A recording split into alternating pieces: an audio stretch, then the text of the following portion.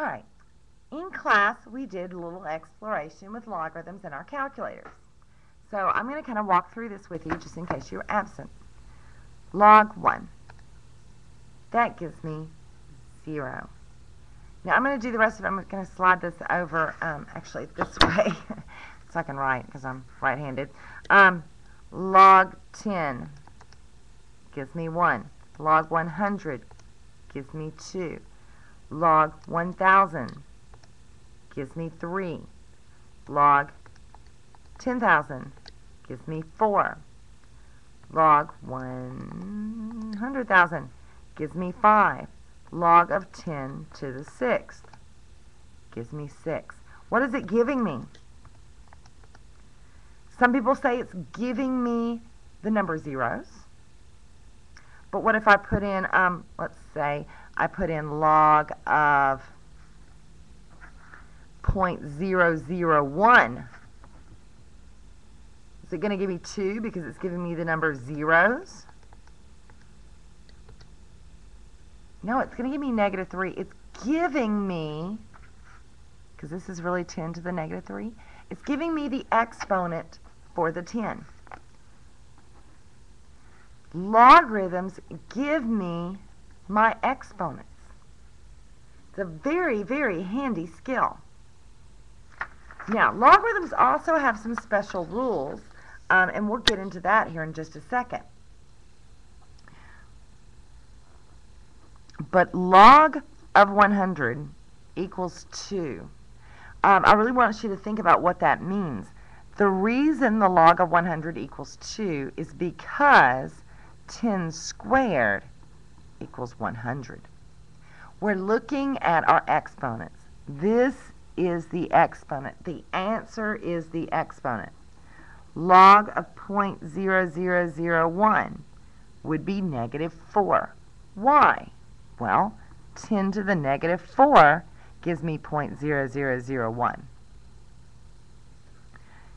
And it doesn't matter what I have. Log of x equals 7. What that tells me is the exponent for 10 is 7. Wouldn't that be right if I plugged in 10 to the 7th in here? It would tell me 7. That's what the calculator would give me. So what if we had the other side? What if I gave you an exponential and said, could you rewrite that as a logarithm? Well, I hope so. The logarithm of 1,000 would hand me back 3. It's giving me back my exponent. 10 to the -2 equals 0.01. The log of 0.01 gives me -2. It gives me my exponent back.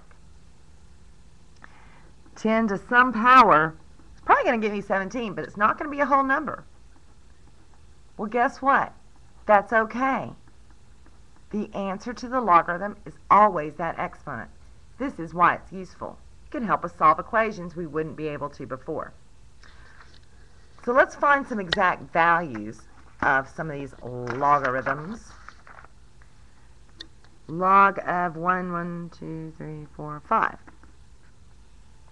That would be 5. Log of 1. 10 to what power gives me 1? Oh, that's 0. Log of 10 to the 9th. That has to be 9. It's giving me that exponent back. Now, there are some other rules of logarithms. So let's walk through them real fast. In class we did an exploration, but I'm trying to save a little bit of time here since we're having to do it on video for those of you who are absent. If you'd love to come in and actually do the exploration, it may help you remember them better. Now, logarithms are giving me exponents. So it's kind of the reverse of our exponent rules. When I add logarithms, adding exponents, it's because the two things were being multiplied. That's the only time I add my exponents, right? Works here too. I subtract my exponents when the two things are being divided.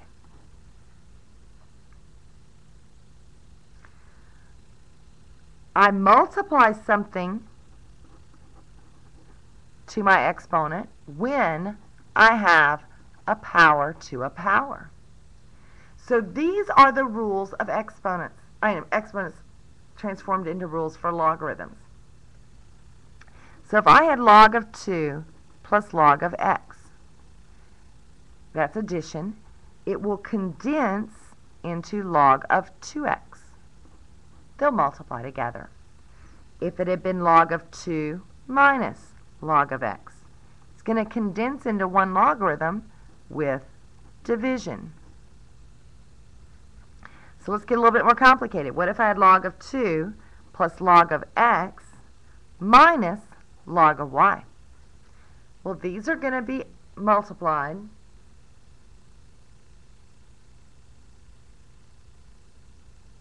and then that one is going to be divided.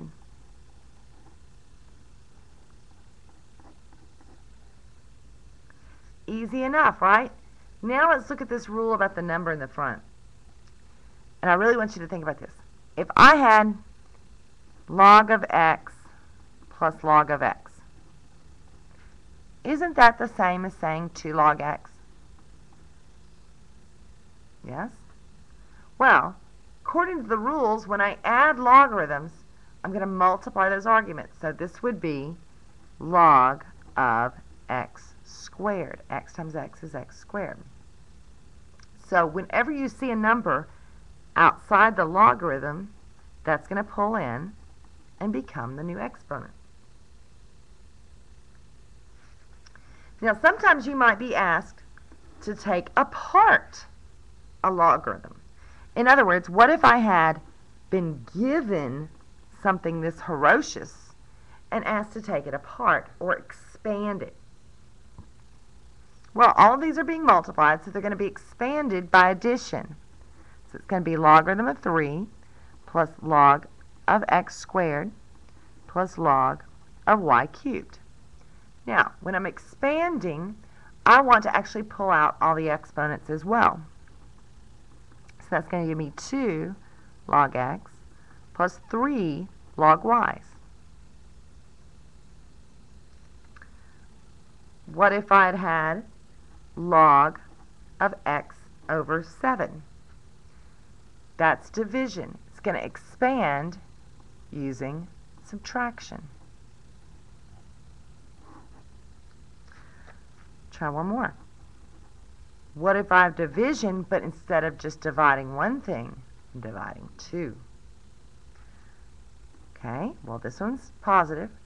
I'm dividing by 2, and I'm dividing by y. Very similar to our exponent rules. When they're negative, when logarithms are negative, it's going to be a division.